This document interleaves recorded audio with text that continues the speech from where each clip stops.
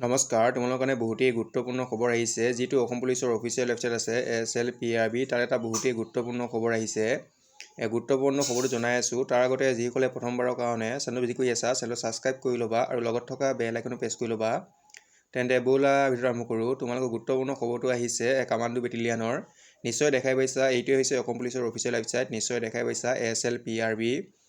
তোমালোকে এই পেজটো পোৱাৰ পিছত তোমালোকে স্ক্ৰল ডাউন কৰিবা। স্ক্ৰল ডাউন কৰাৰ পিছত তোমালোকৰ এই নোটটো আহিব। নিশ্চয় দেখাই পাইছা, ইয়াত উল্লেখ কৰা হৈছে, নোট বুলি উল্লেখ কৰিছে, লগতে উল্লেখ কৰিছে eligible candidate of all category general OBC MBC SC ST PST as can apply for the post of safai karmachari. ইয়াত জনাইছে যে যিসকল এলিজিবল হয় general OBC MBC SC ST PST as, যদি তোমালোকে এলিজিবল নহয় তেতিয়াহ'লে তোমালোকে চাফাই কৰ্মচাৰী এপ্লাই নকৰিবা।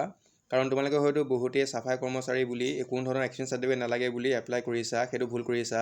পিছত তোমালোকৰ যেতিয়া ডকুমেণ্ট ভেৰিফিকেশ্যন হ'ব তেতিয়া তোমালোকৰ প্ৰয়োজন হ'ব, তেতিয়া তোমালোকে কি কৰিবা, সেইকাৰণে কৈছোঁ তোমালোকে এইটো ভুল নকৰিবা। ভিডিঅ'টো ইমানখিনি আছিল, ধন্যবাদ।